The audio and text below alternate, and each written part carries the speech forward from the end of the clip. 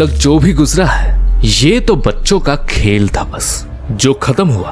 साम्राज्य गिर चुके हैं, राजा जमीन पे आ गया है, बहुत लोग मारे गए, प्लैनेट्स तबाह हुए। यही है शुरुआत हर चीज के अंत का। यह है कहानी कॉमिक्स के डूम्सडे की। कहानी शुरू होती है अवेंजर्स टावर से। बिल्डर्स की मारने की खुशी में अवेंजर्स बढ़िया पार्टी कर रहे थे, तभी अचानक छत पे कोई धमाकेदार एंट्री मारता है। ये था एक और आयरन मैन, बट फ्यूचर से। एक्चुअली था नहीं, थी। ये आई थी सन 3030 से, जहां बैक्स्टर बिल्डिंग का एक सब डिवीजन था स्टार्क एक्सपेरिमेंटल। और इस समय यहाँ थी रोडी स्टार्क, जो कि जैंग इस समय के मैंडरिन के साथ मिलके एक आखिरी बार पास्ट में जाने की तैयारी कर रही थी। वहां रीड का बेटा फ्रैंकलिन भी था जिंदा, क्योंकि वो मर नहीं सकता। वो रोडी को कहता है, तुझसे जा रहे हो? रोडी कहती है, हाँ तुम तो जानते ही हो, उन्होंने वो समय के पीछे भेजा था, हम उसे यूज कर सकते हैं, मैं करूंगी उनकी मदद। फ्रैंकलिन कहता है, जाना चाहती हो तो जाओ, पर तुम्हें रूल्स तो पता है ना? रोडी कहती है कि कोई रूल्स नहीं है, और चली जाती है। फ्रैंकलिन कहता है, मेक इट काउंट, तुम्हारे पास एक ही मौका है। तो रोडी आके गिरती है प्रेजेंट के अवेंजर्स टावर पे। वो हाइपीरियन को देख के कहती है, यहाँ हाइपीरियन कहां से आ गया? इसका मतलब समझे दया? रोडी इसी यूनिवर्स के फ्यूचर से आई थी, पर प्रेजेंट में ऑलरेडी इनकर्जन एंड ऑल ऐसी बहुत सारी चीजें हो रही है जिससे पास्ट ऑलरेडी बदलने लगा है। और इवन रोडी भी पास्ट में एक और चीज चेंज करने ही आई थी। तभी टोनी आता है। रोडी टोनी से पूछती है, कौन सा साल है ये कौन सा साल है? टोनी कहता है, भाई 2013 दिसंबर।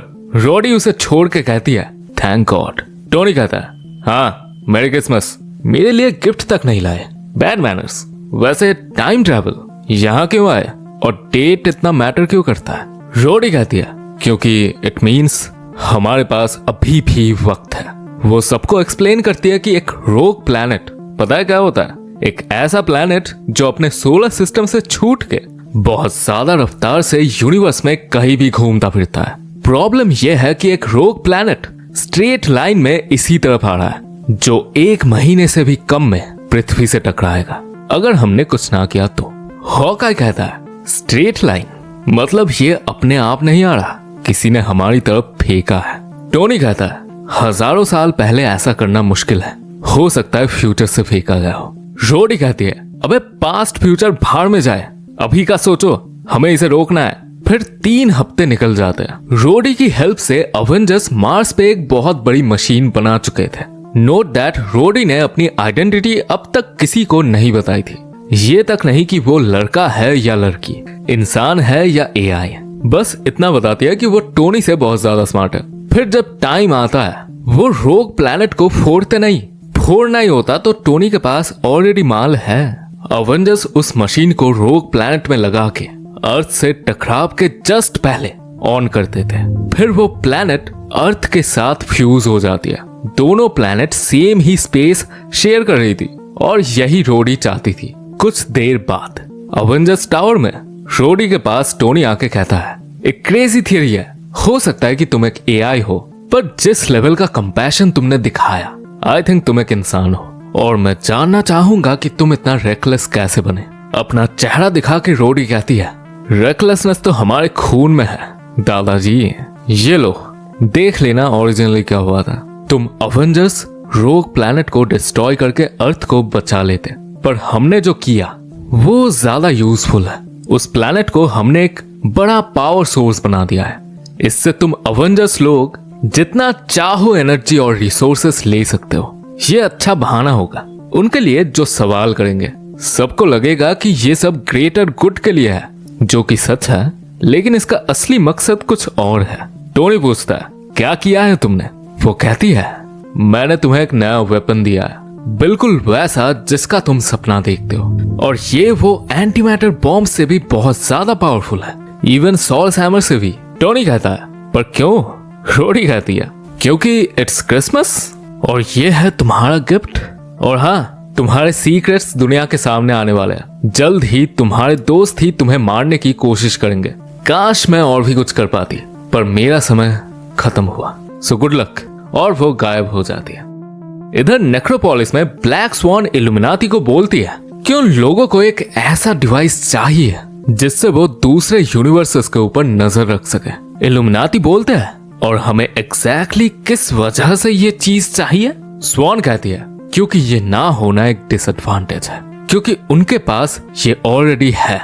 बीस्ट पूछता है किनके पास? स्वॉन कहती है कोई भी हो सकता है जिनका सामना तुम आगे करोगे, लेकिन प्राइमरीली तुम्हें ब्लैक प्रीस्ट के बारे में सोचना चाहिए, क्योंकि वो स्पेस टाइम में ट्रेवल करते हैं और अपना रास्ता देखने के लिए मिरर्स का यूज करते हैं। उससे तुम दूसरे अर्थ को देख सकते हो। अगर तुम पूरे मल्टीवर्स में सिर्फ अपने नीड्स पे फोकस करो, तुम्हारे केस में इनकर्शंस, तो जहां कहीं भी इनकर्शंस आ रहे होंगे तुम उन्हें देख पाओगे। रीड कहता है डैम, बेसिकली हमें एक पर्टिकुलर फ्रीक्वेंसी को ढूंढना है और हर इनकर्शन का पैरामीटर सेम होता है, तो हम उन्हें ढूंढ सकते हैं। फालतू में हाइप कर रहे थे, ये तो मैं ऑलरेडी बना चुका हूँ। ये लोग इसे मिरर कहते हैं और मैं अपने वाले को कहता हूँ ब्रिज। तो बीस्ट कहता है देर किस बात की, चलिए शुरू करते हैं। और ये ब्रिज का यूज करके एक दूसरे अर्थ को देखने लगता है। अर्थ 23099। यहाँ के इल्यूमिनाटी या डिफेंडर्स के मेंबर्स थोड़े अलग थे। रीड, टोनी, टचाला, शूरी, जिंदा professor x, magneto, captain marvel और ब्लैक बोल्ट। यहाँ भी वो पहले एपिसोड वाली मीटिंग होती है। रीड का वेरिएंट वैसा ही डायलॉग मारता है, मौत के बारे में सोचते हो, सब कुछ मरता है, आई एक्सेप्ट इट। जो मैं एक्सेप्ट नहीं करता वो है हर चीज का अंत जल्दी आना। और फिर वही प्लानिंग होती है, लेकिन इनके इनकर्शन में आते हैं ब्लैक प्रीस्ट्स। ये प्राणी लोग नॉर्मल बीइंग्स नहीं है, कॉन्शियस है पर बॉडी पे डिपेंड नहीं करते, कोई फिजिकल वीकनेस है ही नहीं। और ये नॉर्मल मैजिक यूज नहीं करते। ओके, मतलब मैजिक भी हाई लेवल की साइंस है और ये लोग हाई लेवल की मैजिक यूज करते हैं। इनके लिए रियलिटी एक बड़ी स्क्रिप्ट की तरह है और ये जैसा चाहे उसे एडिट कर सकता है, बस कुछ ही स्पेशल वर्ड्स बोल के। इवन जब प्रोफेसर एक्स इनमें से एक की माइंड पढ़ने की कोशिश करता है, उसकी फट जाती है, क्योंकि वो एक प्रीस्ट सिर्फ एक नहीं हजारों माइंड्स कैरी कर रहा था। मैग्नेटो इनका हेलमेट उतार के देखता है, इनका कोई चेहरा नहीं था। बाकी लोग भी फिजिकल डैमेज करने की कोशिश करते हैं पर कुछ नहीं होता। देन आखिरकार ब्लैक प्रीस्ट्स कुछ शब्द बोलते हैं और सारे डिफेंडर्स मिट्टी में मिल जाते हैं। पर फिर प्रीस्ट को महसूस होने लगता है कि कोई उन्हें देख रहा है। अपने हेलमेट को पहनते हुए फोर्थ वॉल ब्रेक करके कहता है यही होता है, बहुत लोग इन शब्दों का बोझ सह नहीं पाते। वैसे तुम कौन हो जो मिरर के उस पार से देख रहे हो? मैप मेकर्स, इबोनी किंग या रोव्यूअर्स? बिना सब्सक्राइब करके देखने में मजा तो बहुत आता होगा। फिर वो लोग मिलके रिचुअल करने लगते हैं और बोलते हैं एक दिन कन्वर्जेंस आएगा और उस दिन आखिरी शब्द बोला जाएगा। अगर तुम्हारा बिलीफ तुम्हें हम ब्लैक प्रीस्ट के खिलाफ खड़ा करता है तो तुम्हें खुद से पूछना चाहिए तुम्हारे लाइफ की वैल्यू क्या है, क्या कोई होप है? एंड उस अर्थ के साथ इल्यूमिनाटी की गन बहुत जोर से फट जाती है। अब हम नेक्स्ट देखते हैं अर्थ 2319। यहाँ के डिफेंडर्स थे Reed, Emma Frost, Iron Man, Captain Britain male और female, Yellow Jacket, Black Panther और डॉक्टर डूम। इस मीटिंग में भी रीड का वेरिएंट पूछता है मौत के बारे में सोचते हो, सब मरते हैं, दैट्स ओके, पर जल्दी मरना एक्सेप्ट नहीं करता मैं। इस वाले अर्थ में म्यूटेंट्स और इंसानों के बीच मामला गर्म था और मैग्नेटो ने बच्चे कुचे म्यूटेंट्स को अपने राज्य में सेफली रखा था और ये वाला इनकर्जन पॉइंट यही था। इल्यूमिनाटी यहाँ आ जाते हैं। ये था एक ब्लू इनकर्जन। वहां पहले आते हैं सिदेरा मारिस, जो कि हमारे वाले में भी आए थे सेकंड एपिसोड में लैटवेरिया में। पर 616 के डॉक्टर डूम ने सिदेरा मारिस, जो कि मैप मेकर्स के सैनिक टाइप के लोग हैं, उन्हें पहले ही निपटा दिया था, तो वो मैप मेकर्स को बुला नहीं पाए थे। पर यहाँ ऐसा नहीं होता, मैप मेकर्स आ जाते हैं और सबसे पहले जो भी म्यूटेंट दिखता है, मैग्नेटो, वोल्वरीन, स्टॉर्म, सबका ये लोग आरएनए एडिट मार देते हैं, चुटकियों में खत्म। फिर कहते हैं initial threat contained, world map हो चुका है, एंकर प्लैनेट की अब जरूरत नहीं है और ऑपोजिट बेजान अर्थ को फोड़ देते हैं। अब हम इस दुनिया को हार्वेस्ट करेंगे। घर जाओ बचे कुचे इंसानों, हम तुम्हें भागने की इजाजत देते हैं। टचाला कहता है, हमें इजाजत देने वाला तो होता कौन है बे? अभी तो लड़ाई शुरू भी नहीं हुई है। तो मैप मेकर कहता है, एक दुनिया को फुल्ली हार्वेस्ट करने में हमें थोड़ा टाइम लगता है। अच्छी खासी 2-3 हफ्ते की जिंदगी मिलती तुम्हें, लेकिन नहीं, अभी मरना है, मरो और सबको निपटा देते हैं। सिर्फ रीड और डूम बाकी थे। रीड कहता है, विक्टर, हम बाकी सबको खो चुके हैं, हमें पीछे हटके दूसरों को बुलाना चाहिए। डूम कहता है, जंग के मैदान से कोई भी पीछे नहीं हटेगा रीड, हम इनको अपनी पीठ नहीं दिखाएंगे। और एक मैप मेकर को तोड़ते हुए कहता है, ऐसी चीजों से भागू क्यों जिन पे मैं राज कर सकता हूँ। बाकी मैप मेकर्स की फट जाती है और वो डूम पे खतरनाक अटैक करते हैं। रीड उसे बचाने के लिए खुद को सैक्रिफाइस कर देता है और डूम आखिरी सांस तक लड़ता है। ये सीन देख के हमारी इल्यूमिनाटी की फिर से फट जाती है, लेकिन ऐसे ही ये लोग बहुत सारे अर्थ्स को ऑब्जर्व करते हैं। फिर कुछ समय बाद इन्हें समझ आता है कि ये सिर्फ दूसरे यूनिवर्सेस को ही नहीं देख रहे, इवन दूसरे टाइम में भी देख रहे थे।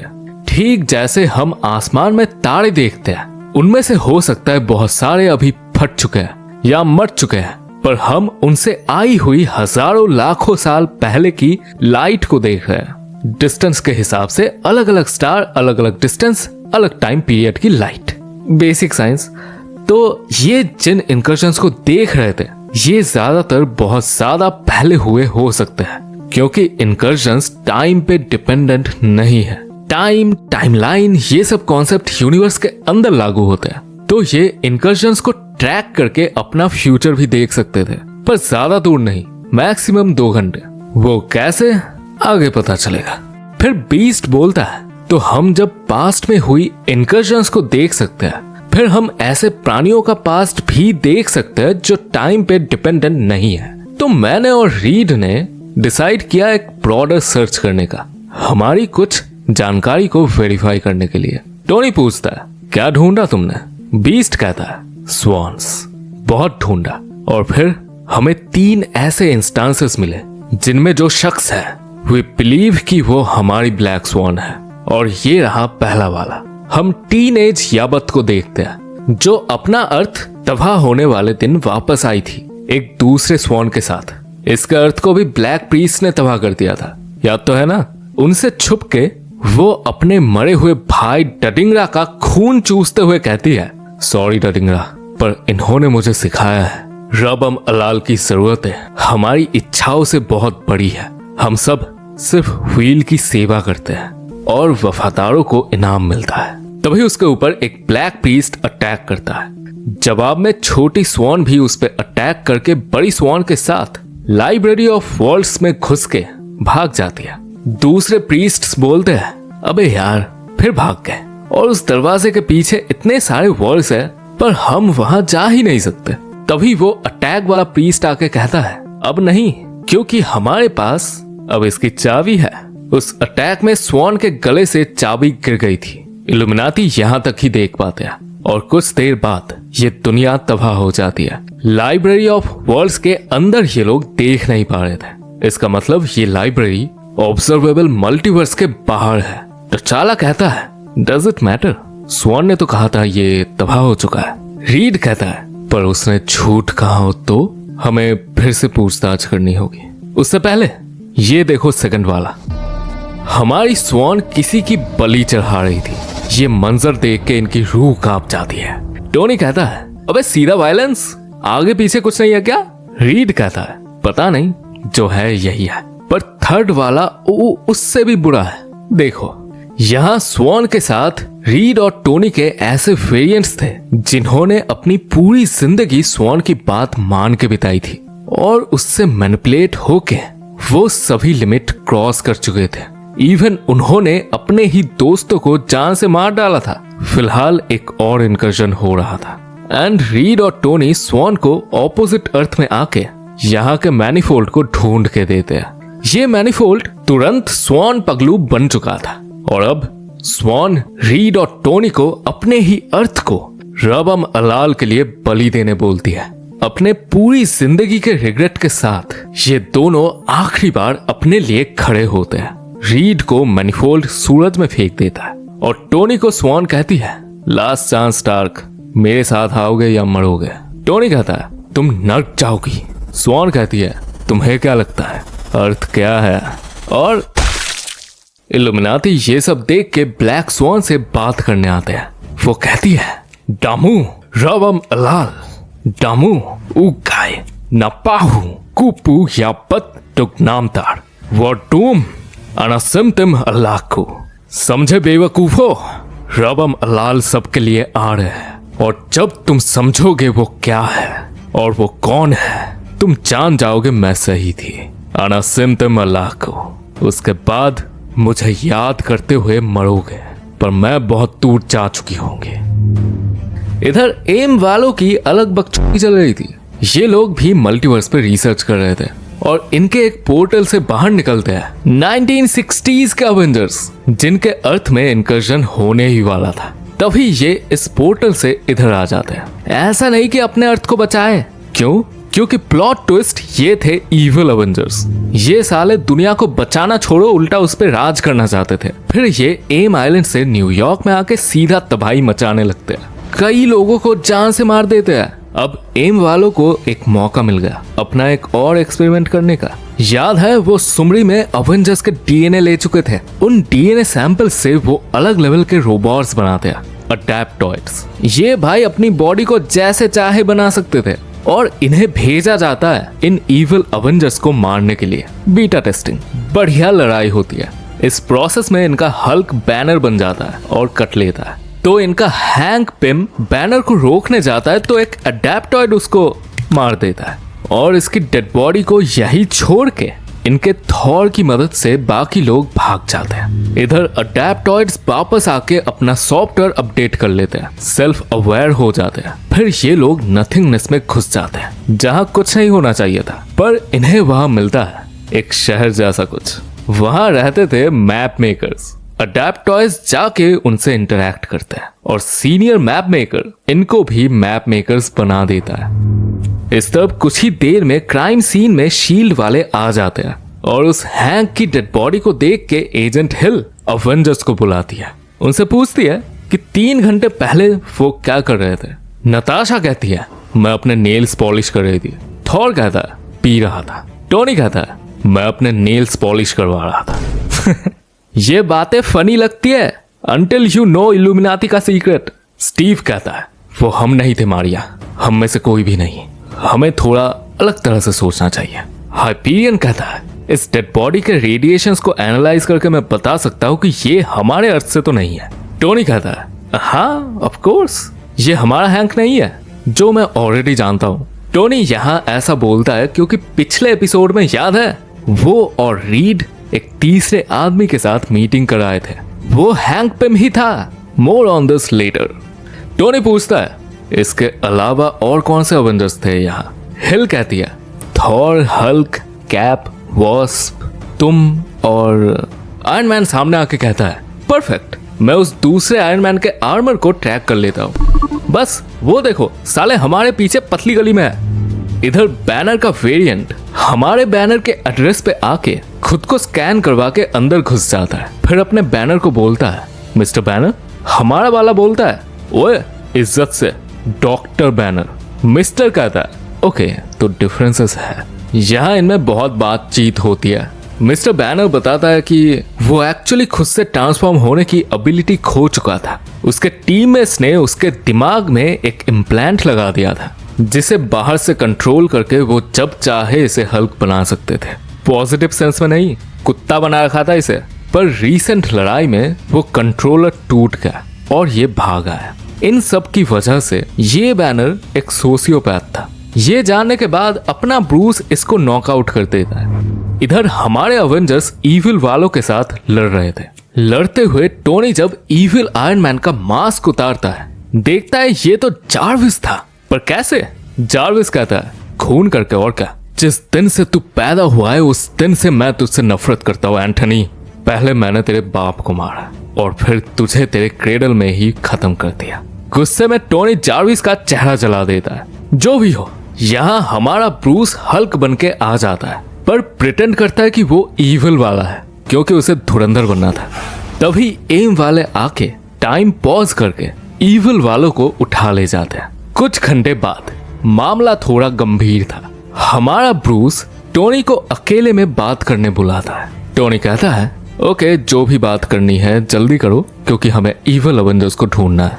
ब्रूस कहता है एक्चुअली वो तुम्हें नहीं मिलेंगे, उन्हें एम वाले उठा ले गए थे और मैं उनके बैनर की जगह लेके उनके साथ चला गया। एम ने उन्हें एक ऐसे अर्थ में भेज दिया जहां अवेंजर्स नहीं है, पर मैं नहीं गया। मैंने एक एजेंट से पूछा कि ये सब दुनिया खत्म होने वाली बकचोदी क्या है, तो उसने मुझे कहा कि ये बस एक थियरी है कि मल्टीवर्स मर रही है। फिर बहुत उतावला हो रहा था तो हल्क ने उनकी लैब फोड़ दी और फिर मैं यहाँ आया। टोनी कहता है ओके बढ़िया बात है, पर मैं कुछ नहीं जानता।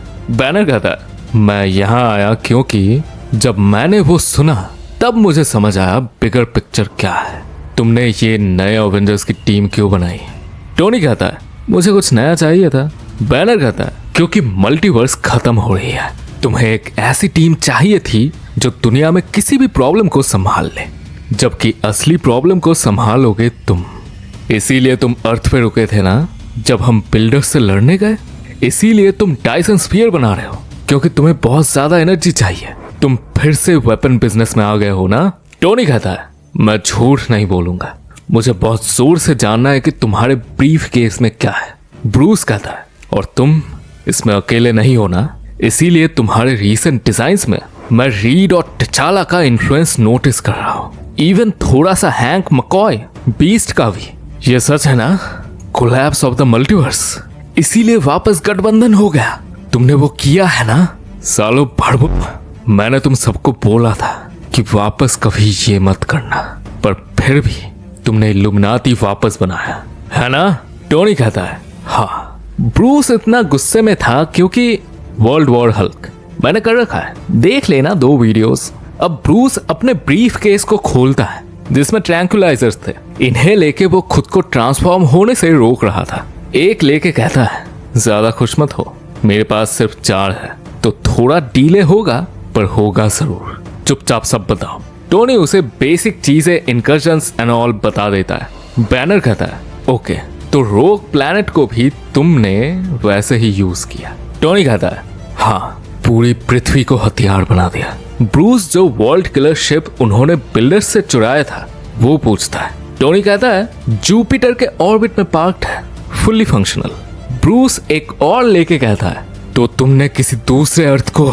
टोनी कहता है अब तक तो नहीं, हमारा लक अच्छा था। बैनर कहता है मतलब तुम करोगे, तुम प्रिपेयर्ड हो? टोनी कहता है मैं सच में नहीं जानता। बैनर कहता है तो अब क्या? ये जानने के बाद मैं क्या करूं? टोनी कहता है वो तो तुम्हारे ऊपर है, तुम चाहो तो मुझे मार सकते हो, तुम तो वर्ल्ड ब्रेकर हो ना। हल्क बाहर जाके तोड़फोड़ कर देता है। कुछ घंटे बाद टोनी मिस्टर बैनर को पूरी दुनिया और बाकी अवेंजर्स के सामने हमारा बैनर बता के पेश करता है और उसे दुनिया के लिए एक खतरा बोल के शील्ड को सौंप देता है। इवन एक डिवाइस से उसकी बोलती बंद कर देता है ताकि वो कुछ बता ना पाए और असली बैनर को ले आता है नेक्रोपोलिस। इन सब इवेंट्स के दौरान डॉक्टर स्ट्रेंज अपने लिमिट्स को पुश कर रहा था। पहले तो वो ब्लड बाइबल को यूज करके इस वाले डीमन को समन करना सीखता है और फिर जाता है सिनर्स मार्केट में। ये एक ऐसा इंटरडायमेंशनल बाजार था जहां सोल के बदले अनडिफाइंड लेवल की magical knowledge, god tier powers, ये सब मिल सकता था। यहाँ स्ट्रेंज द लेडी के पास जाके अपने 100% सोल के बदले गॉड वाले पावर्स मांगता है। द लेडी वो देते देते वापस ले लेती है। स्ट्रेंज कहता है क्या हुआ, रुक क्यों गए? मेरे हाथों में दुनिया बनाने या तबाह करने जितनी ताकत थी, हमारी एक डील थी। लेडी कहती है डील ट्रस्ट पे होता है और तुमने अपना पूरा सोल ऑफर किया था, पर तुम्हारे पास तो पूरा सोल है ही नहीं, तो भाग जाओ यहाँ से, कोई डील नहीं होगी। इधर टचाला और नमोर इनकर्शंस को ऑब्जर्व कर रहे थे कि दूसरे लोग इनका सामना कैसे कर रहे हैं। देखते हैं ज्यादातर इनकर्शंस तो बिना किसी इंटरफेरेंस के हो जा रहे हैं क्योंकि किसी को कुछ पता ही नहीं होता। फिर कुछ अर्थ्स मैप मेकर्स तबाह कर रहे थे और कुछ ब्लैक प्रीस्ट्स। लेकिन इस दौरान उन्हें एक ऐसा अर्थ दिखता है जो बहुत अलग थी और वो इनकर्शंस को बहुत अलग तरह से हैंडल कर रहे थे। अर्थ 429001, जो कि DC यूनिवर्स जैसा है। जी हाँ, और यहाँ थी द ग्रेट सोसाइटी, जिसके मेंबर्स थे सन गॉड, जो इनका लीडर था और basically Superman. Then the rider, इसका यहाँ नाम तक वेन है, बैटमैन। फिर डॉक्टर स्पेक्ट्रम, ये ग्रीन लैंटर्न जैसी है। द नॉन, ये डॉक्टर फेट है। फिर बाउंडलेस, फ्लैश। और जोवियन, मार्शियन मैनहंटर, ये थे यहाँ के डिफेंडर्स। लेकिन डिफरेंस ये था कि इन सभी की सोच हमारे स्टीव रॉजर्स की तरह थी, जिस सोच से इल्यूमिनाटी अग्री नहीं करते थे।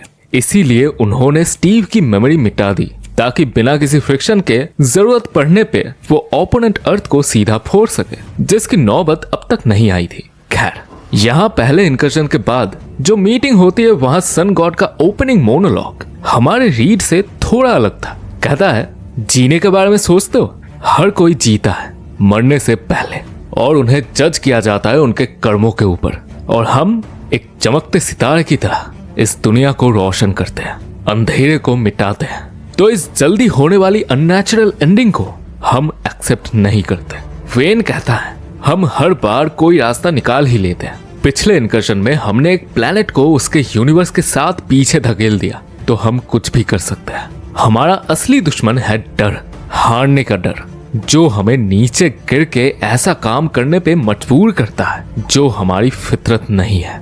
फिर ग्रेट सोसाइटी आती है इस बार के इनकर्जन साइट पे, जहां सिदेरा मारिस आई थी। तो जब तक दूसरे हीरोज उनसे लड़ रहे थे, नॉन अपने फ्यूचर वर्जन्स को समन करता है और वो तीनों मिलके ब्लैक प्रीस्ट वाली मैजिक करते हैं। फिर वो डेड वॉल्ट फोड़ देते हैं। पर ये काफी नहीं था, क्योंकि कुछ गिने चुने मैप मेकर्स यहाँ आ चुके थे। नॉन कमजोर हो चुका था, बाउंडलेस नॉकआउट हो चुकी थी। सन गॉड स्पेक्ट्रम को सबको शील्ड करने बोलता है और खुद अकेले ही इन सभी मैप मेकर्स को मिटा देता है। सब खुद को संभाल ही रहते, तभी नॉन कहता है, इट्स नॉट ओवर, ये तो बस शुरुआत थी, एक और इनकर्जन हो रहा है। सब चौंक जाते हैं। वेन कहता है, क्या होगा अगर इस बार ब्लैक प्रीस्ट्स या आइवरी किंग्स हो? हमारी हालत तो ऑलरेडी खराब है। सन गॉड कहता है, अरे देख लेंगे, अपनी दुनिया के लिए मरने से डरते हैं क्या? टचाला और नमोर ये सब देख रहे थे। ग्रेट सोसाइटी अगले इनकर्जन साइट पे आती है और इन्हें ऐसा कुछ दिखता है जो इन्होंने सोचा नहीं था। ग्रेट सोसाइटी के सामने इल्यूमिनाटी थे। नमोर कहता है, क्या कह दो कि ये पास्ट है। टचाला कहता है, नहीं, ये इवेंट हमसे दूर है, ये हमारा फ्यूचर है, सिर्फ 2 घंटे बाद। अब इधर अवेंजर्स टावर में एक कॉस्मिक शॉक वेव की वजह से स्टीव को सब कुछ याद आने लगता है। कैसे इल्यूमिनाटी ने उसे धोखा देके उसकी यादें मिटा दी, और कैसे टोनी इतने दिन से सबको मैनिपुलेट करते आ रहा है। वो बहुत गुस्सा हो जाता है। तैयार होके वो बाकी कुछ अवेंजर्स को इकट्ठा करके बोलता है कि सब मेरी बात सुनो, मैं जो करने जा रहा हूँ वो तुम्हारे लिए मुश्किल हो सकता है, पर ट्रस्ट मी, हमारे बीच एक गद्दार है, टोनी स्टार्क। थॉर कहता है, देखो कैप्टन, तुम इमोशनल हो रहे हो, मैं जानता हूं कि भाइयों के बीच में मामला गर्म होता रहता है। स्टीव कहता है, क्या मुझे लगता है कि मैं अपना आपा खो दूंगा? थॉर हाँ बोलता है। स्टीव कहता है, दरवाजा तोड़ दो। टोनी कहता है, अबे खुला था यार, क्या हुआ, सब ठीक है?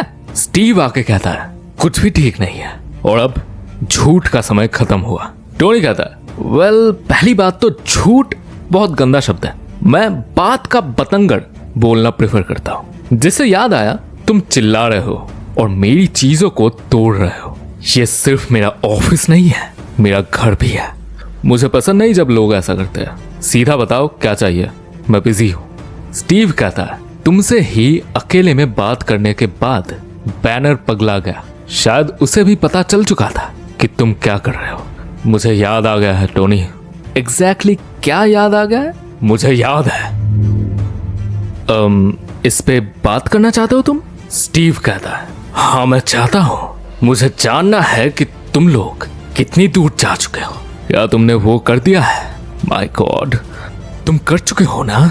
तो सबसे पहले किसके उसूल टूटे, तुम, स्टीफन, नमोर या टचाला? कौन सबसे पहले टूटा? टोनी। कौन? टोनी कहता है, तुम। स्टीव को हॉकाई संभाल के बोलता है, ओके बहुत हुआ, तुम पे ट्रस्ट करके हम उस दरवाजे से यहाँ तक आए, और अब ये क्या चल रहा है भाई? स्टीव कहता है इल्यूमिनाटी रिफॉर्म हो चुके हैं। ऑफ टाइम में हमारा ये कलीग अपने दोस्तों के साथ दूसरे अर्थ्स को फोड़ रहा है हमारे वाले को बचाने के नाम पे। टोनी कहता है नहीं, ऐसा नहीं है, अब तक तो नहीं, पर आगे हो सकता है। थॉर कहता है फिर तो तुम्हें बहुत चीजों का हिसाब देना होगा दोस्त। टोनी कहता है एक्चुअली किसी की चीजें तोड़ना ही बहुत बड़ा क्राइम और पनिशमेंट है थॉर। थॉर कहता है मजाक मत करो। टोनी कहता है मजाक किसने किया? आफ्टर ऑल ये सिर्फ मेरा घर नहीं है, मेरा ऑफिस भी है। वो सबको अपने आर्मर से घेर लेता है। स्टीव कहता है तुमने हम सबको यूज किया, मुझे यूज किया। टोनी कहता है और देखो फिर हमने क्या अचीव किया। मैं हमेशा से सही था स्टीव। हाँ मैंने तुम्हें यूज किया और फिर से करूंगा। क्या कर लोगे तुम? स्टीव कहता है अभी तो मैं तुम्हें खून से रंग दूंगा। और सभी आयरन मैन से लड़ने लगते हैं। तभी स्टीव के हाथ में गायब हुआ टाइम स्टोन आ जाता है और टूट जाता है। सारे अवेंजर्स वहां गायब होके 48 इयर्स फ्यूचर में आ जाते हैं और वहां भी लड़ रहे थे। एक एक करके टोनी के सारे आर्मर्स तोड़ देते हैं। तभी इन्हें इस समय के कुछ अवेंजर्स घेर लेते हैं और लड़ाई को रोकते हैं। फिर यहाँ आता है बुढ़ा हॉकाई और स्टीव को आके कहता है बहुत दिन हो गए, हाफ सेंचुरी से मैं इस दिन का इंतजार कर रहा था। ज्यादा वक्त नहीं है कैप्टन, मुझे तुम्हें 2 चीजें बतानी है। हर टाइम जंप पिछले वाले से थोड़ी देर ज्यादा टिकती है। ये वाला पहला है और सबसे छोटा। जल्द ही टाइम स्टोन वापस आएगा और तुम सबको और ज्यादा दूर ले जाएगा। और तुमने मुझे तुम्हें बताने को बोला था कि आगे मुश्किलें बढ़ेंगी। स्टीव पूछता है और कुछ? हॉकाई स्टीव के कान में कुछ फुसफुसाता है, फिर टोनी को पेलने लगता है, उसका नाक फोड़ देता है। मारते मारते कहता है ये इसलिए क्योंकि तेरी वजह से सब मारे गए। तेरे हाथ में जो डिवाइस है वो तुझे यहाँ से वापस ले जा सकती है। कैप्टन और हॉकाई उसे पकड़ते हैं। हॉकाई बुढ़े को पूछता है तुम कहना क्या चाहते हो? बुढ़ा कहता है पिछली बार जब ये हुआ, जब सब कुछ खत्म हो गया, तब हमने प्रॉमिस किया था कि इस बार टोनी को हम जल्दी भेज देंगे। तब उसे बहुत देर हो गई थी। सुन स्टार्क, अभी वापस जा और ये सब होने से रोक दे। तेरे गम में दम है तो रोक के दिखा। टोनी चला जाता है और तभी टाइम स्टोन वापस आता है। स्टीव पूछता है अब हम कहाँ जाएंगे? बुढ़ा बोलता है मैं नहीं जानता, मेरा सफर यही तक था। और अवेंजर्स चले जाते हैं 422 साल फ्यूचर में, पर रास्ते में हॉकाई बिछड़ जाता है। इधर टोनी आता है नेक्रोपोलिस में स्वॉन के पास। एक तो इतना सब कुछ हुआ, ऊपर से वो अगले इनकर्शन की टेंशन में था। कहता है मेरी एक प्रॉब्लम है। एक्चुअली मेरी बहुत सारी प्रॉब्लम्स है। एक आइडिया मेरे दिमाग में आता है और वो मुझे खाता जाता है। एक तरफ मैं सोचता हूँ जो डिसाइड किया है वही करेंगे, पर दूसरी तरफ ऐसा लगता है कि क्या ये सही है? क्या और कोई रास्ता नहीं है? मुझे आंसर चाहिए।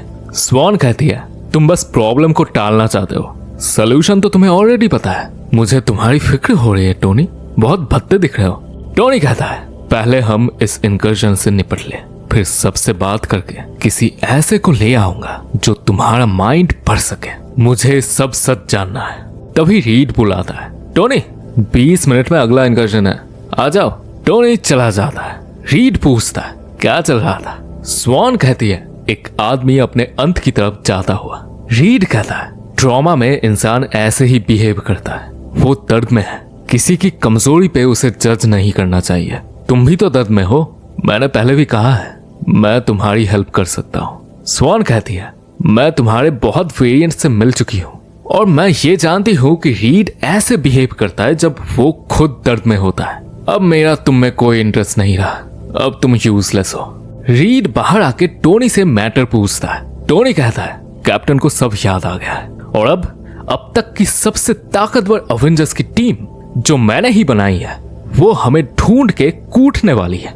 इतना बोझ मैं सह नहीं पा रहा, मुझे नहीं पता अब हम क्या करेंगे। रीड कहता है मैक्स टू मैक्स वही नाइटमेयर सिनेरियो और क्या। खराब बात यह है कि हमारे इतने पाप करने के बाद उनका हमारे पीछे आना जायज है। टोनी कहता है उससे भी खराब बात है हम चाहकर भी रुक नहीं सकते। उधर टचाला अपने पुरखों की आत्माओं से मीटिंग कर रहा था कि सिचुएशन टफ है, मैं मजबूर हूं, आप नहीं थे, फिर भी मैं मासूमों की जान नहीं लेना चाहता, मैं एक अच्छा राजा बनना चाहता हूँ आप जैसे। तब उसे पता चलता है कि उसका बाप उतना भी बढ़िया आदमी नहीं था। कहता है अबे तो मार दे, क्या फर्क पड़ता है, वकांडा वाले जिएंगे ना, बस बाकी लोग मरे जिए हमें क्या। उसके बाकी पूर्वज भी यही कहते हैं। t'Challa मीटिंग खत्म करता है ये बोल के कि मैं वही करूंगा जो करना जरूरी होगा। इधर ब्रूस वेपन्स वाले रूम में बीस्ट को पूछता है इतने सारे बॉम्ब्स क्यों बना रहे हो। बीस्ट कहता है इनफाइनाइट अर्थ्स है, उनके सामने ये तो बहुत कम है, तुम्हारा हाथ दो। वो उसके हाथ में भी इल्यूमिनाटी का डिवाइस फिट कर देता है जो ब्लिंक कर रहा था क्योंकि इनकर्जन का वक्त आ चुका था। बैनर जल्दी से अपने दिमाग में एक और डिवाइस लगवा लेता है जिसमें वही टेक्नोलॉजी थी जो मिस्टर बैनर यूज करता था। इससे वो अपने ट्रांसफॉर्मेशन को कंट्रोल कर सकता था। इधर डॉक्टर स्ट्रेंज भी विकसित होके आ जाता है और वो ब्लैक प्रीस्ट वाली लैंग्वेज बोल रहा था। नमोर तो रेडी ही था तो सभी मिलके आ जाते हैं इनकर्जन साइट पे। t'Challa कहता है शायद अब और कोई रास्ता नहीं है, ये पाप होना ही है। अब हमारा सामना विलन से नहीं हीरोज से होगा। वो लोग पहले बिना बॉम्ब के दूसरे अर्थ में आते हैं। सन गॉड वेन को कहता है देखो ये लोग शायद अच्छे लोग हैं, हमसे बात करने आए हैं। वेन कहता है अबे लेकिन हम इन पे ट्रस्ट कैसे करें, उससे पहले ये लोग हम पे ट्रस्ट कैसे कर रहे हैं। इल्यूमिनाटी कहते हैं हम तुम्हें ताड़ रहे थे, तुम्हारे मेथड्स हमें काफी पसंद आए। तुम लोगों ने पहले इनकर्जन में अर्थ को पीछे धकेला था ना, कैसे। मदर बॉक्स, यहाँ इसका नाम था विशिंग बॉक्स। सन गॉड कहता है ये एक कॉस्मिक क्यूब है जो फॉरएवर ग्लास के 6 प्लेन्स मिलके बनी है, पर इनकर्जन रोकने के चक्कर में वो तबाह हो गया। रीड कहता है ओके तो ये विशिंग बॉक्स हमारे इन्फिनिटी स्टोन्स की ही अलग फॉर्म है। टोनी कहता है ओके जो भी हो, इस वाले इनकर्जन का तुमने क्या सोचा है, कुछ प्लान है तुम्हारा, कोई लास्ट ऑप्शन या worst case scenario in case अगर टाइम में कुछ ना कर पाए तो। वेन कहता है हमारे पास तो नहीं है पर तुम्हारे पास प्लान है ना जो तुम छुपा रहे हो। पैंथर कह देता है हमारे पास बॉम्ब है जो पूरी दुनिया उड़ा सकता है, सब चौंक जाते हैं। तुम्हारे पास सच में कुछ नहीं है। सन गॉड कहता है हमारे पास होप है। नमोर कहता है ओके देन आई होप कि और भी कुछ अच्छा हो तुम्हारे पास। इस पॉइंट पे इल्यूमिनाटी विलन्स बन चुके थे और ग्रेट सोसाइटी तो हमेशा से हीरोज थे। इनमें आर्गुमेंट होता है। वेन कहता है जब तक हम जिंदा है हमारी दुनिया का तुम कुछ नहीं उखाड़ सकते। तो नमोर सबसे पहले वेन पे अटैक कर देता है। गुस्सा होके सन गॉड इल्यूमिनाटी पे अटैक करता है। अब माहौल देखने लायक था। जस्टिस लीग वर्सेस इल्यूमिनाटी भाई चुम्मेश्वरी। इल्यूमिनाटी हारने लग रहे थे अनटिल स्ट्रेंज एक फटका मार के पहले तो नॉर्न का हेलमेट उतारता है और खुद ले लेता है। फिर उस ब्लड बाइबल वाले डीमन को समन करके सबको मार देता है। सिर्फ सन गॉड की सारी एनर्जी चूसने के बाद भी वो नहीं मरता। स्ट्रेंज आउट ऑफ कंट्रोल था। टोनी उसे एक शॉक देके बेहोश कर देता है। बोल्ट बॉम्ब ले आता है।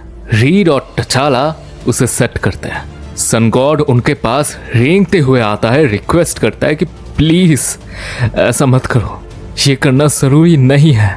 रीड कहता है काश ऐसा होता, काश हमें ये करना ना होता। t'Challa सन गॉड को कहता है तुम चाहो तो हमारे साथ आ सकते हो। सन गॉड कहता है उससे अच्छा मैं तो अपने दोस्तों के साथ और अपनी दुनिया के साथ ही मर जाऊं।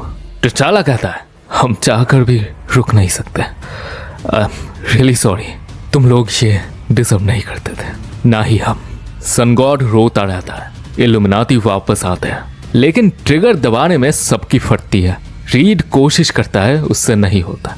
टोनी भी नहीं, बीस्ट नहीं, ब्रूस नहीं।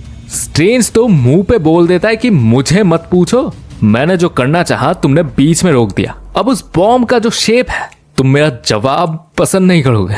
t'Challa ट्रिगर अपने हाथ में लेता है। बहुत कोशिश करने के बाद भी उससे भी ये पाप नहीं होता। ट्रिगर फेंक के रोने लगता है। रीड आके उसे संभालता है। तभी नमोर आके वो ट्रिगर उठाता है। कहता है मैं सबसे बढ़िया इंसान हूँ पर इस काम के सामने मेरी कोई औकात नहीं है, ना ही तुम लोगों की, पर किसी को तो ये करना ही होगा। रीड और t'Challa उसे रुक जाने बोलते हैं। कहते हैं इट्स नॉट वर्थ इट।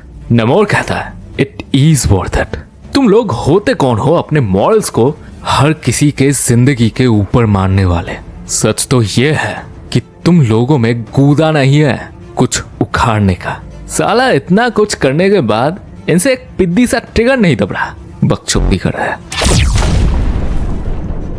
बस इतना ही करना था। ये चीज बनी ही इसलिए थी, इससे इनकी फट रही थी। तुम लोग जानते हो ना अब हम क्या बन चुके हैं। स्ट्रेंज क्या था? सिनर्स और मॉन्स्टर्स। और शायद हम हमेशा से वही थे। हम प्यादे नहीं हैं, हमने ये पाथ खुद चूज किया है। टिचाला कहता है हाँ हमारा चॉइस, मेरा चॉइस मैं ले चुका था, लेकिन नमोर तुमने ये किया, मैंने नहीं। नमोर कहता है क्योंकि तुम में दम नहीं था। फिर वो दोनों एक दूसरे को कूटने लगता है। नमोर कहता है अबे जो तू नहीं कर पाया वो मैंने कर दिया, तो कौन सी तेरी अम्मी छीन ली साले। तुम सब कमजोर थे, मैं नहीं। तुम्हें तो थैंक्स बोलना चाहिए मुझे। टिचाला फिर कूटता है। देन सभी उन्हें रोकते हैं। रीड कहता है ओके भाई लोग, एक बार हो गया जो होना था, हम अगली बार से कोशिश करेंगे कि ऐसा ना हो। बस हम कोई दूसरा रास्ता ढूंढ लेंगे। नमोर कहता है वो मैंने किया, मैं था वो। टिचाला कहता है हाँ सब जानते हैं। नमोर कहता है नहीं, वो मैं था जिसने थैनोस की आर्मी को इन्फिनिटी स्टोन वकांडा में है बोल के तुम सबकी कान लगाई थी। टिचाला कहता है नहीं, तुम्हारे जैसा गिरा हुआ आदमी भी ऐसा नहीं कर सकता। नमोर कहता है मैंने किया और फिर से करूंगा। मैंने तेरे लोगों को डुबाया और उनकी हिम्मत तो देखो, उन्होंने मेरे राज्य पे वार किया तो मैंने उन्हें वापस जलाया।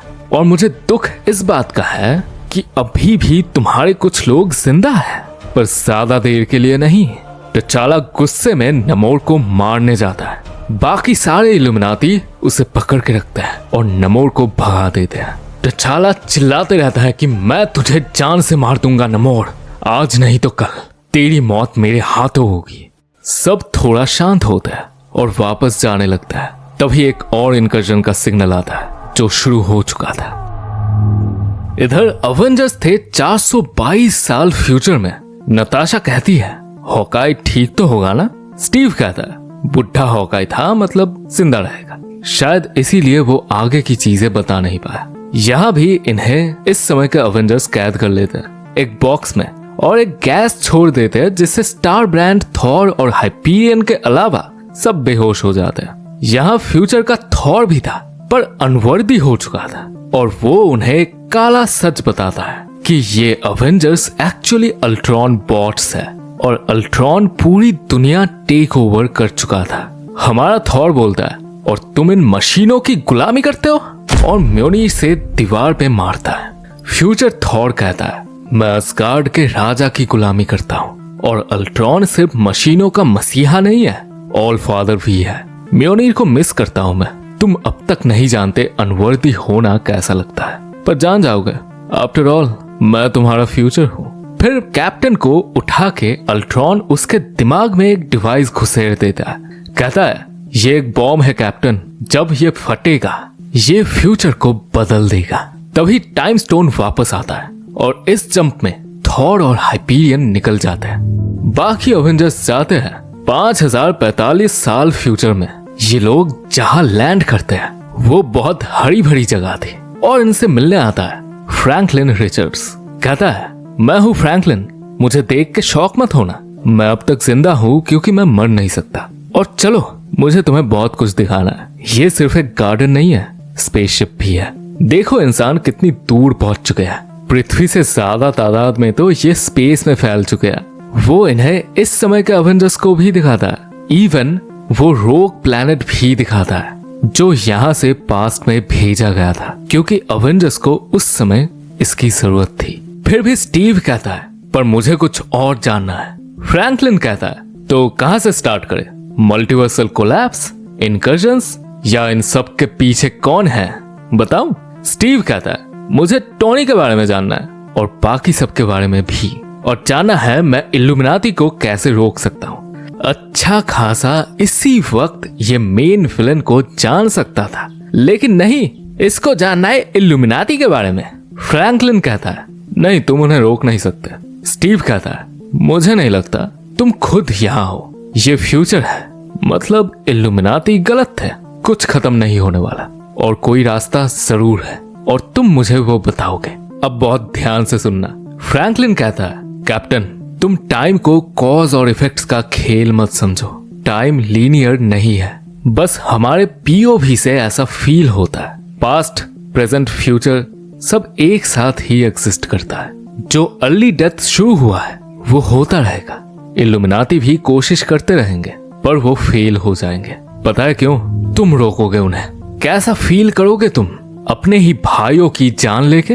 तभी टाइम स्टोन वापस आता है, अवेंजर्स चले जाते हैं। फ्रैंकलिन उस पेड़ से बात करता है कि तुम्हें लगता है कि मेरी कोई भी बात इसको समझ आई? पेड़ कहता है, आई एम ग्रूट। फ्रैंकलिन कहता है, मुझे भी नहीं लगता।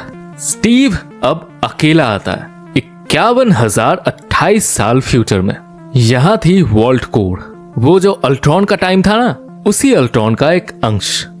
ये कुछ तो करने की कोशिश करती है पर कैप्टन के अंदर से वो कीड़े वाला डिवाइस निकल के इसका काम डाल देती है। अब फिर से टाइम स्टोन वापस आता है। स्टीव सोचता है अब उसका भी टाइम आ गया है फ्रैक्चर टेम्पोरल स्पेस से बाहर निकलने का। तभी उसका हाथ कोई खींच लेता है और नहीं, ये आयरन मैन नहीं था, ये था आयरन लैड, कैंग का बच्चा वेरिएंट। कैंग को अच्छे से नहीं जानते तो मेरी कैंग वाली वीडियो देख लेना। आयरन लैड स्टीव को टाइमलाइन के एंड में ले जाता है, कुछ एमसीयू के वॉइड की तरह। आयरन लैड कहता है, इतनी बार जंप करके कोई पैटर्न दिखा तुम्हें? स्टीव कहता है, हाँ पता नहीं क्यों हर दौर में अवेंजर्स थे। आयरन लैड कहता है, हाँ अवेंजर्स फॉरएवर। इसी तरह तुम अभी हो लास्ट अवेंजर के टाइम पे। स्टीव कहता है, कौन तुम? नथानियल कहता है, हाँ हम। कैंग के 3 वर्जन्स यहाँ आके बैठे थे, Iron Lad, Kang the Conqueror और इमॉर्टल्स। कैप्टन चौंक जाता है, कहता है, मैं इनके साथ काम कतई नहीं करूंगा। आयरन लैड कहता है, प्लीज कैप्टन हमें समझाने का मौका दो। तभी टाइम स्टोन वापस आता है पर इस बार 3 कैंग मिलके उस स्टोन को वही कैद कर लेते हैं। स्टीव कहीं नहीं गया। फिर तीनों स्टीव को एक्सप्लेन करते हैं कि इस सब के जिम्मेदार तुम ही हो। इनकर्जन रोकने के चक्कर में सारे स्टोन टूट गए पर टाइम स्टोन पूरे टाइमलाइन में खत्म हुई, इसीलिए तुम अलग अलग टाइम्स में घूम रहे थे। लेकिन तुम नहीं जानते कि ये सब कुछ इल्यूमिनाटी और तुमसे कनेक्टेड है। चीजें कैसे खत्म होगी इस पे तुम्हारा बहुत योगदान है।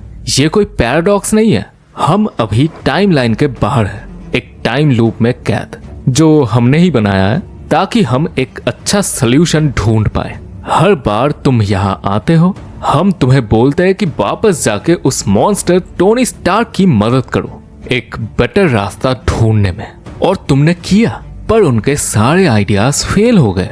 सेकेंडरी अर्थ्स, ऑल्टरनेट ऑर्बिट्स, रोग प्लैनेट को सैक्रिफाइस करना, उस सब के बाद भी सब कुछ खत्म हो गया। तो अब हम कुछ अलग करेंगे, तुम्हें यहाँ से जाने ही नहीं देंगे। देखते हैं क्या होता है, क्योंकि तुम कुछ समझते ही नहीं।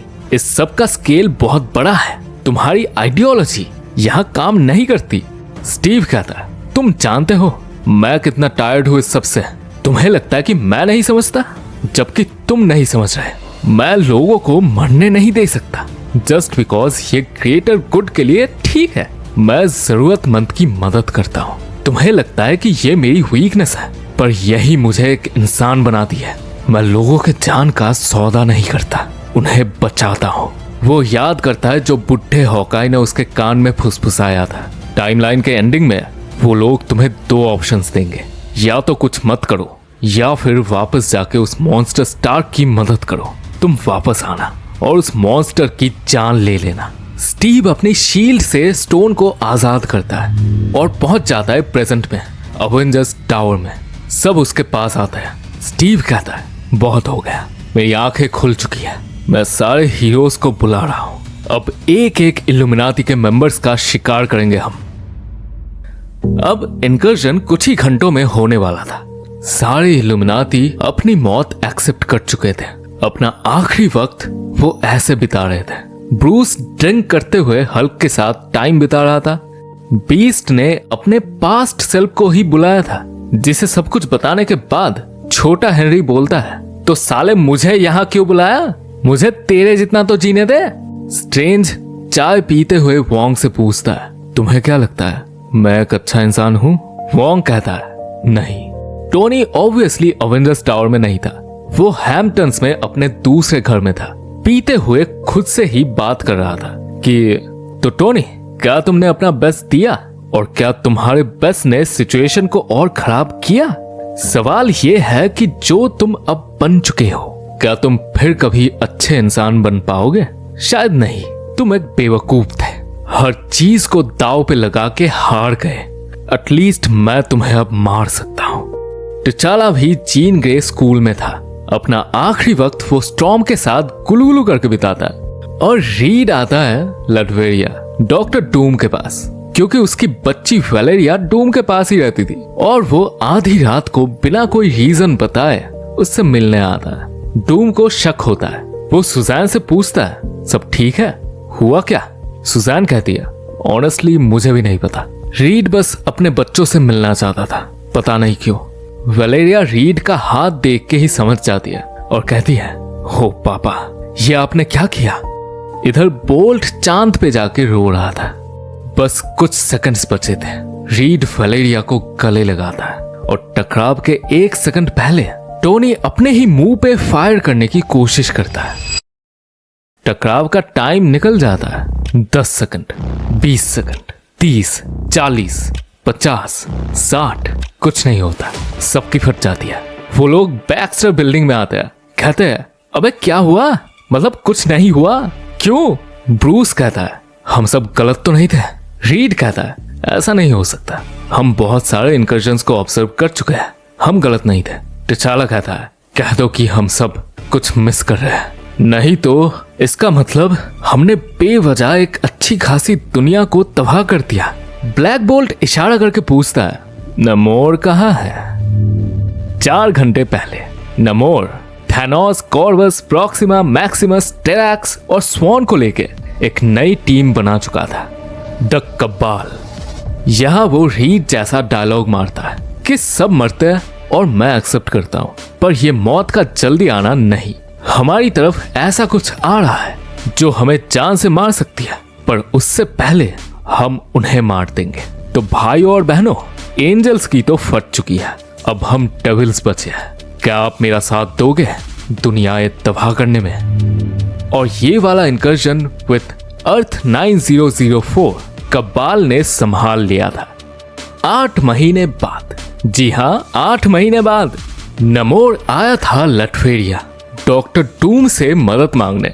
वो डूम को अब तक का सब कुछ बता देता है, फिर बोलता है, ये कब्बाल हाथ से निकलते जा रहे हैं। मुझे उनकी जरूरत इसलिए पड़ी क्योंकि अच्छे हीरोज ये पाप करना नहीं चाह रहे थे, इतना कि वो अपने मौत को एक्सेप्ट कर चुके थे।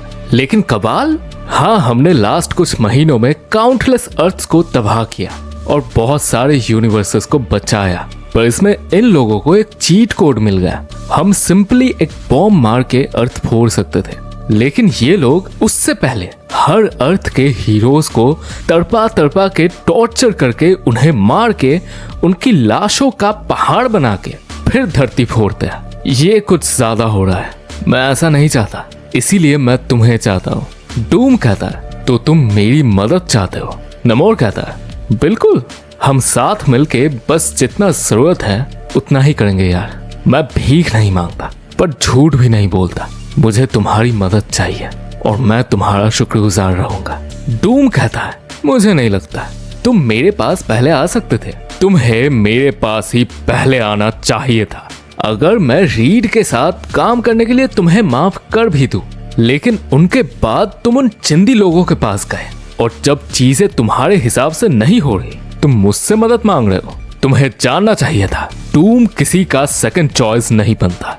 इस डायलॉग से एक आयरनी की बात यह है कि लाइव एक्शन में doom is actually second choice after Kang.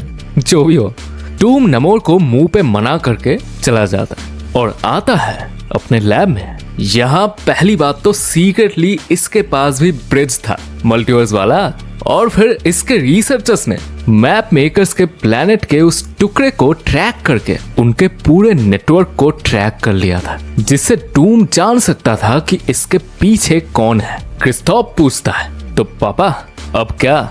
Doom कहता है, अब वो लोग जो सोचते हैं कि वो डूम ला सकते हैं, वो डूम का ही सामना करेंगे। क्रिस्टोफ कहता है तो आपके पास कोई प्लान है? डूम कहता है प्लान के साथ साथ मेरे पास है मॉलिक्यूल मैन। अब देखता हूं मेरे सामने कौन आता है। तो यही थी अब तक की स्टोरी। हो सके तो प्लीज कमेंट करो कि वीडियो कैसी लगी। अगला एपिसोड थोड़ा अलग होगा। स्टोरी टेलिंग से ज्यादा वो एक्सप्लेनेशन होगा बहुत चीजों का, स्पेशली ये 8 महीने के गैप में क्या हुआ ये सब, ताकि फाइनल एपिसोड जो होगा वो मैं प्रॉपर एक सीक्रेट वॉर्स का प्रीक्वल जैसा बना सकूं। उसमें कोई झंझट नहीं चाहता मैं, तो सब कुछ क्लियर कर दूंगा अगले एपिसोड में जो बहुत ही इंपॉर्टेंट होने वाली है। So stay tuned. बाई तरफ पूरी प्लेलिस्ट देखें और दाई तरफ डूम की ओरिजिन, और 1 मिलियन होने से पहले सब्सक्राइब कर लो।